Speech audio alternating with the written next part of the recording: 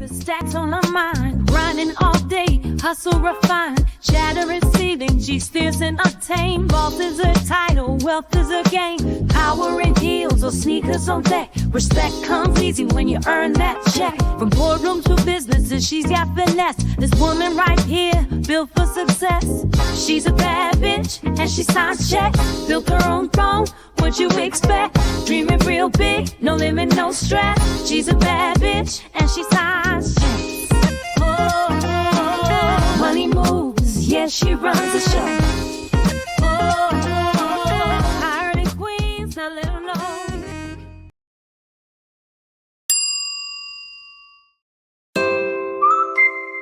Everybody back to the Hiring Women podcast.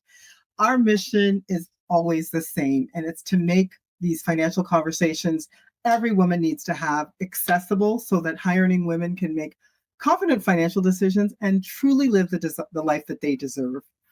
I'm Jackie Porter, and I'm, for those of you who've tuned into this show before, you know that I actually love connecting music with the theme of our podcast today. And, right now we've been listening to the sounds of Lauryn Hill. I don't know how many of you remember her. She was like the gem of all gems in my high school and university years. So anyway, and the song that we were playing was Everything is Everything. So thank you so much, Tahira, for suggesting this song. It was an oldie but a goodie. And I would just love to know, Confidant community, if you're familiar with this Lauryn Hill song. I actually love this theme because it talks about how everything's interconnected. And that's certainly the case when it comes to dealing with our taxes, doesn't it? Today we're actually going to be diving into a topic that so many business owners struggle with, but rarely talk about, sadly. We all know we should be looking at our numbers and keeping up with the bookkeeping and using data to make smart decisions, right? But why do we put it off, right? And why do we feel so much shame about it? That's probably the thing that I think impacts our mental health the most, is the shame we feel. And I was really reflecting on that over the last little while as I prepared for this podcast. And I thought, maybe one of the reasons that we feel so much shame around our finances and even dealing with our taxes may have something to do with how much we earn, how much we're saving for the future, and how much we need to put away for our taxes. And these things are all probably more connected than we realize. I actually want to put a word on it and say many of us are actually dealing with tax season trauma and a very real stress for high earning business owners, female business owners, executives. And you would be surprised. It's actually a more common condition than you may think for all of us. And so our guest today, Tahira Fadali, is a CPA and founder of Tula CPA. And she's a firm that offers fractional CFO services to high growth startups and enterprises. And her work actually, which I think is amazing, focuses on the intersections of finance with leadership, with strategy and operations. She's really passionate about supporting visionaries with missions, especially ones that promote the well-being of both the people and the planet. So welcome, Tahira. We're so happy to have you here talking about, how is it that we're, avoiding our finances as business owners, successful business women. I see it all the time. And I want to know, why do you think so many business owners, especially women, struggle with this whole financial side of their business? All right. Well, first I'll just say hello. Thanks for having me here. I'm excited, and that was fun. I don't think I've ever danced at the beginning of the podcast before. Well, I was watching you there. I'm just letting you know I see you, Tahira. You got some moves, so awesome. I see you. I think how some people might have tax trauma, I might have dancing on screen trauma. It's too late. Okay, I know it's done. Okay, so to get to your question, this is like a multi-layered question. So I think I always like to really just peel back the layers. My work is always, okay, let's keep asking why and keep asking why until we get to the root. Like, what is the core? What is the core? And then there's a core, but then there's layers and layers that keep getting added on. So really you can really use like the onion analogy for money, our relationships with money and where the trauma comes from. All of us, money is such a taboo thing in our society that, and I'm sure you experience this all the time, but that we all have experiences from our childhood, most likely, where we had something happen. I'm sure everyone has, it could be you either grew up poor or you grew up with a lot of money, or your parents did something weird with money, or it's how they taught money to you, or how they didn't teach you, how they didn't talk about money in the household. But all of these things, for a lot of us, because it's such a loaded topic emotionally for everyone. And when you're a child, you absorb that. So you don't even know you're absorbing it, right? Yeah. And so the core is that we've had some experiences, and then we just kind of then, we don't think about them. So then they become part of our subconscious, and they create these beliefs. They create a belief system around money, and we don't even know that we have these beliefs sometimes, but we operate. And if we look at our behaviors, we'll see patterns. And so we have to look at those patterns and say, why is my bank statement always negative? Why am I always avoiding my finances? And we have to keep asking ourselves questions until we understand maybe what actually happened to us that caused us to maybe develop these behaviors and beliefs about money. So I'd say that's the first thing. And then the layers come on, right? So I think another huge thing is that we all assume that we should know how to do this money thing because, well, it's just like we're taught math. So if we know how to add and subtract, we should know how to do money, but it's actually not that simple. And there's actual skills. That's why people like you and I are in business, right? Because it's not easy, and you're not expected to do it alone. You're not expected to know how to do it without ever being taught. And we weren't taught the skills. So then shame develops. Yeah. And then as that shame piles, it makes us even more avoidant, right? And we think, okay, we're never going to get out of here. We're just going to bury our heads in the sand and ignore it. And a lot of us get by for a long time, right? You'd be surprised. I've talked to women who are, 7-figure earners who don't actually know how much they really earn. They know they do well, but they don't really have any intimate sense of how their business is doing. They're just like, it's going, it seems to be doing well. So why worry about it? Yeah. And then another thing that we don't talk about enough is that it's not easy, right? This is again why you and I are employed. And money is kind of there's a lot of money if you can work with money, because it's a hard skill set. And there's lots of admin stuff, right? There's paperwork and there's legal stuff. And if you want to open an investment account, you have to sign all these documents. And I just gave up the other day because I was trying to open an investment account for my for my business, and they kept rejecting the forms, right? So all this stuff that I don't like doing this stuff.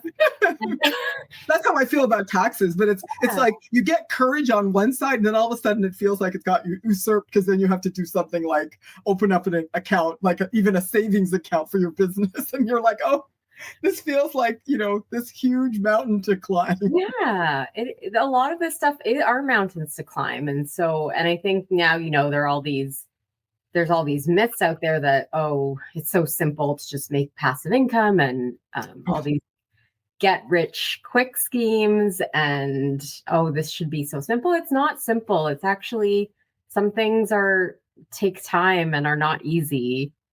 They require real effort, and you need to put a lot of time into managing your money.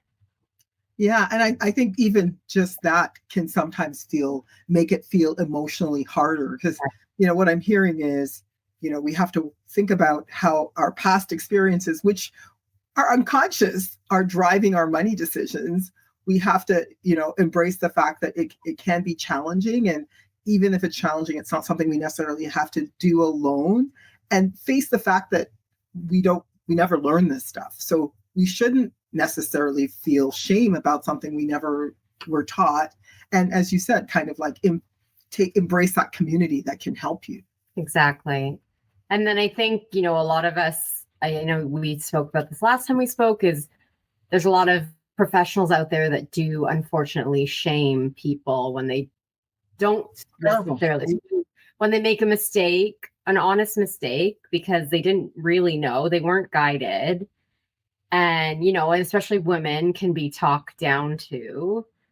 And so all these things just perpetuate the problem. That's to me the biggest challenge in our industry, is changing that narrative that you're talking to a financial professional, whether it's a tax person or a financial advisor, that women, typically women, but sometimes other types of people as well, men too, where they accept someone shaming them about not knowing something. And that really, we want to put out that narrative to Hira that that's just not acceptable. Mm-hmm. You're not paying somebody for them to shame you. Like, that's an unacceptable relationship. Like, no relationship should be about that. And even worse, when you're paying someone to make you feel bad about how you're doing with your money. Like, that's a deal breaker right there. So if you're in a relationship that looks like that and you're going into this tax season, time to break up, right? Yeah. Yeah. And I think also back to, sometimes it's so much work to switch providers that we'll put up with this terrible service. Like, the status quo is so terrible related to services from financial professionals. People just don't think there's any better. And so they continue to put up with terrible service. Yeah. And, you say that, and I think it's like this spiral of more shame and more shame. And it leads to, these financial tasks like taxes continuing to pile up even more. Yeah. So how do you break that cycle? Yeah, well, first you take a deep breath and you just have to start somewhere, right? I think especially with taxes or people, it's hard to even find a professional that will answer your emails and file your taxes if you're looking to a personal tax return, right? So I really encourage people to try and at least know how to do it yourself. Like, you don't have to, but know the basics. That can be really empowering. If you understand your tax return, then you can, even if you're not doing it, you can have better conversations with your accountant. And if all else fails and you need to get something filed quickly, you know that you have the ability to do it yourself. But I think with tax especially, it's really just taking like one thing at a time. And, even myself, I do some level of tax work, but I don't know everything about the tax system, right?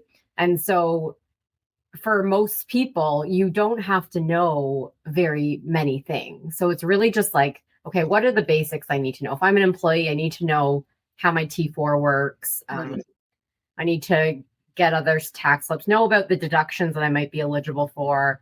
Better to talk to people that are kind of in your similar life stage, then they'll know, they'll probably be deducting the same things, probably making around the same earnings. So having conversations, I think, can really help us, because I think I've had so many conversations with people about money, and everyone thinks their problems are unique. And I don't know if you experience this too. 100%. That's one of the reasons I call myself a confidant, right? Because people, feel like they're the only ones, and they feel so much shame, and they just want to have space and time to discuss things that are really keeping them up at night around their finances. Right. Yeah. And so it's great. They need that outlet, but they also need to know that everyone struggles with the same few problems. Right.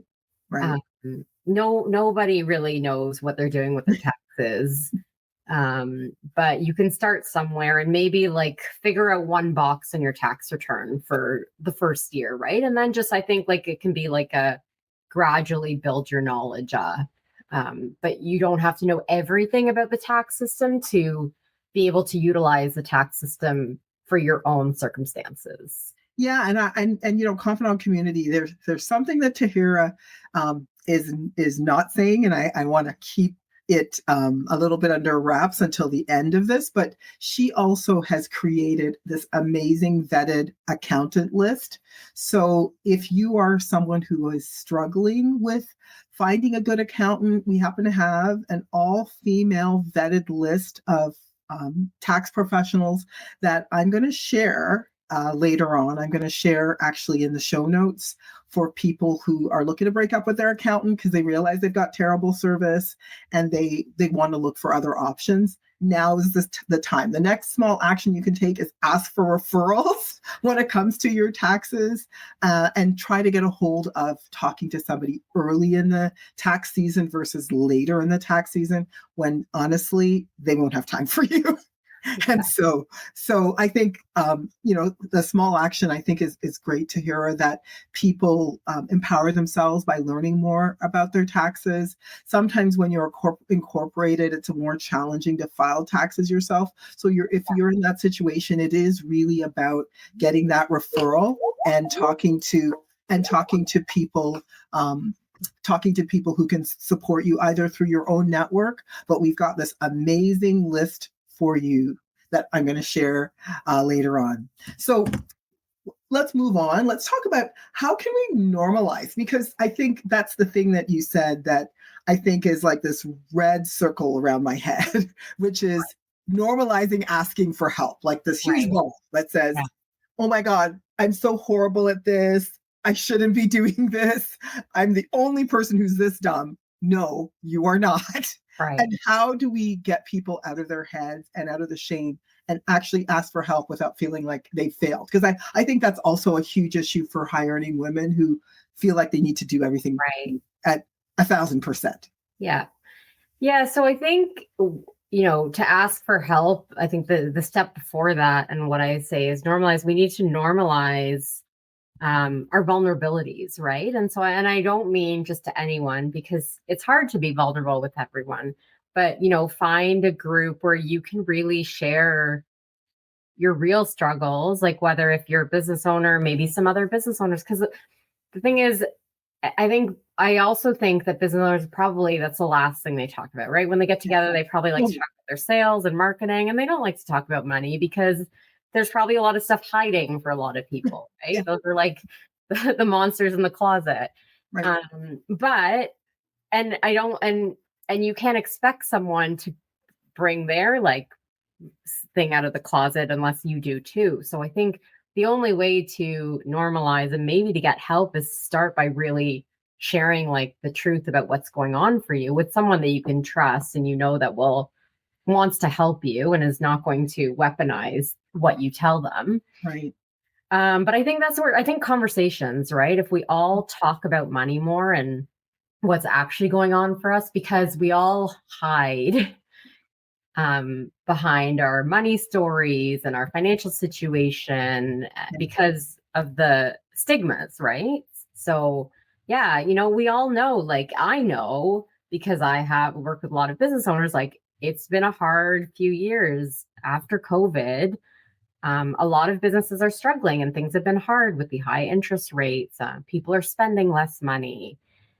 You know, so many economic factors that it's not about your business. It's not that you're doing something wrong. It's a really tough time to be a business owner right now. Indeed. And now we have tariffs, right? Like people think they have a plan for 2025 on how they're going to grow their business. And then something comes out of nowhere, like tariffs, and they have to pivot and figure out how they're going to keep, you know, the doors open, the lights on in their business.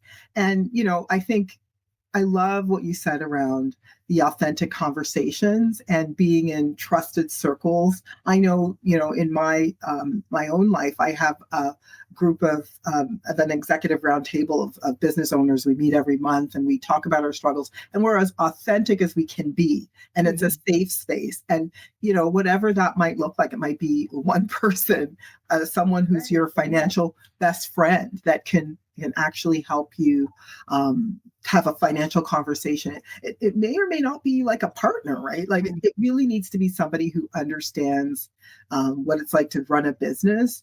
And sometimes family and friends or even a partner might not be the right person. So it's just really finding that support, financial professionals, business groups, etc., is what I'm hearing that, we really need to, as women, especially, we're high earning women are unicorns. They're not the typical person that's out there. And so you might already feel like you don't have a whole lot of people to talk to if you're in that scenario, right? Yeah. And another thing, and I noticed this too, but I think a perfect analogy is, I don't know if you have a house cleaner, but I always feel like I have to clean my house before my cleaner comes, right? I was thinking that. It's like, don't look over here. Don't look over here. Whatever you do, it's fine. It's all in the closet. You don't look in the closet. Just clean around. And I think maybe in my experience, men are better at, like, I've got walked in some messy situations, and and my male clients are usually like, okay, it's a mess. Like, please help me. Where I find with the women, they're like, okay, let me just make everything perfect and then you can come in. And it's like, no, but that's not the point. Is for me to help you deal with the mess. No, it's a fact. And I think it's just this judgment. And I often call judgment when women feel they're being judged by society, this whole idea of patriarchal judgment, because who's the people that are judging you, right? About the kind of woman you should be, and what your finances should be looking like, and how smart you're supposed to be, and how perfect you're supposed to be. It often comes from that whole idea of what a woman's supposed to be anyway, right? Mm-hmm. That no one ever lives up to. Right. And I think it's really fantastic that you've mentioned that, like that, embrace imperfection. Mm-hmm. I know Brene Brown wrote a whole book on being vulnerable that she's gotten millions and millions of views on, right? Which is, you can be like, listen, I'm on my way. I'm in debt right now, but my plan is I'm going to get out of debt. I'm behind on my taxes. I can't tell you how many years in being in business where I'm dealing with really successful women making an impact out in the world, and they haven't done their taxes for 3 years, right? Because they haven't gotten around to it. Right. And I think that, okay, that's fine. Now it's time to deal with your taxes. No shame, no blame. Let's just get on with it, right? And dealing with people, first of all, you giving yourself grace and making sure you invite people into your world that's also going to give you grace. Sounds like really important. Now let's turn to some tools, right? Like there's all kinds of books, apps, templates. Again, there's all this stuff out there to help. Why do you think that with all of that, people still struggle, even though they have all these resources? So I think, well, my experiences in the work I do, I do very customized work. And because I feel like, yes, there's all these tools and templates out there, but everyone's business, everyone's financial situation is so different that you can't just these box templates. We can't fit our lives and our businesses into these templates. And then so you have to trade off when you're dealing with financials, you have to trade like accuracy for simplicity, right? Mm-hmm. So the more accurate, the less simple, and the more simple, the less accurate. And this is where a professional comes in, right? Because someone might give you a template that has 20 sheets, and people who don't like working in spreadsheets are just going to get completely lost. Yeah. And then I'll look at it and say, well, hold on, like we don't need 20 sheets for where you're at. We just need one sheet.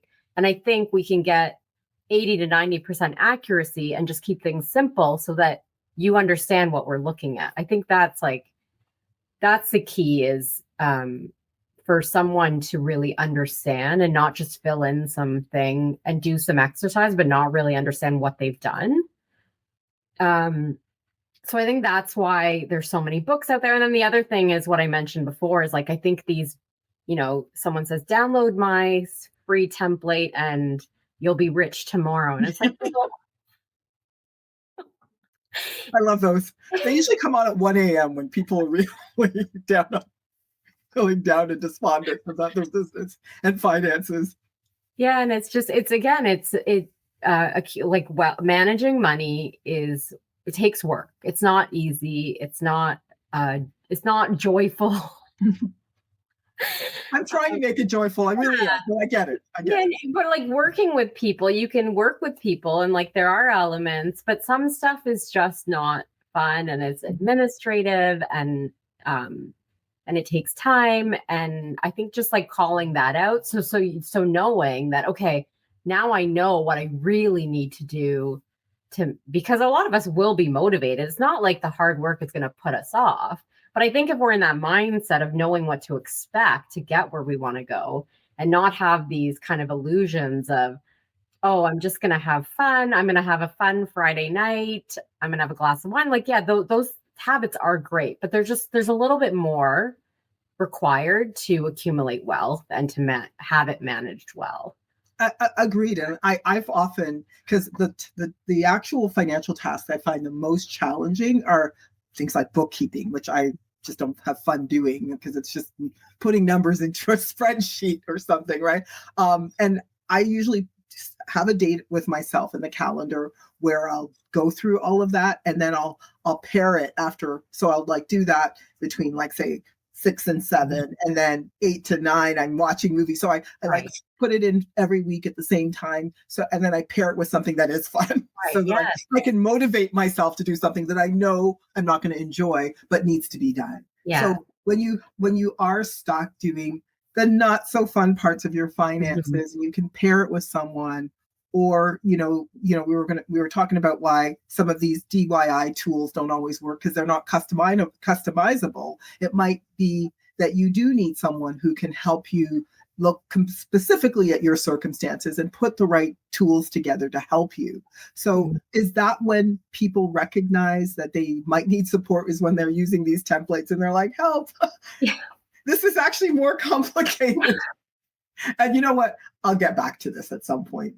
Let me move on to, maybe going on Amazon and adding to the cart or something. So much easier. Amazon then I think really understand, like you get in and then you say like, okay, if bookkeeping is a thing that you just really don't enjoy and you're real with yourself that like, I'm just not good at this. It's not a good, okay, then outsource it, right? So that's where you can really, okay, what do I really not like that I can get someone else to do and pay someone else to do? So it gets done. Right. Exactly. Is that the best use of your time? Like we were talking about in an earlier episode, outsourcing things to a concierge, which if you haven't seen that episode, hiring ladies, download the when to use a concierge, because it's all about what's your time worth? Is it worth your time to spend more time with your kids, or is it trying to figure out your finances on your own, or doing some other task like cleaning the house? Like, what is your time worth? Could you be making more dollars based on what you do, your superpower, doing that versus just working on tasks that you aren't good at and you don't like, right? Totally. So if someone is listening right now, Tahira, and they're hearing our conversation about this being hard and they're a little overwhelmed and they've closed their last spreadsheet that they downloaded, what's the first thing that you recommend that they do? Yeah, well, you can find out more about my work on LinkedIn to see if maybe we'd be a good fit. Jackie, you seem like you have a lot of great resources. So again, just tell someone what you're struggling with.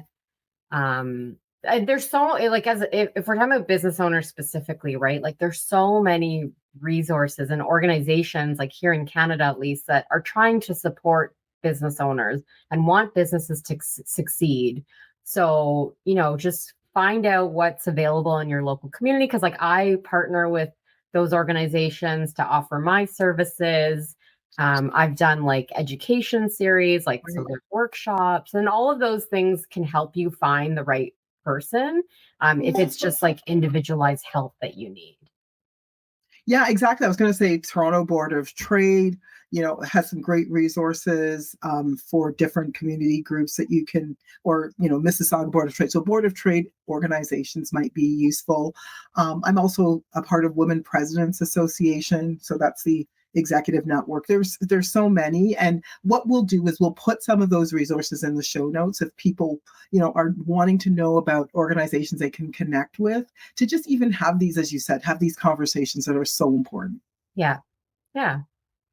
And can you offer any final words of encouragement Yeah. for people who feel stuck? Again, like, so I took this course, few years ago called The Trauma of Money. And one of the main principles of this course is to recognize that, our nervous system are in different states all the time. Right. And so if we're trying to pair a hard task for many of us, like when it comes to dealing with anything with our finances can be a hard task that, like speaking to one of those professionals, and maybe we feel uncomfortable or always going to get nervous around these conversations, or like sitting down and looking at your bank statement, any of those activities, knowing that, if we're in a state of like already being depleted, then it's going to be extra hard to do those tasks. So it's really this idea of knowing when your nervous system isn't optimal and maybe doing something beforehand, or like scheduling for sure, right? Like if we've had a hard week, we don't want to leave those tasks to Friday. So find a time where you're the best resource, and then use tools and techniques to get yourself in an optimal, so go move, make sure you've eating, right? You're fueled up, you've had water.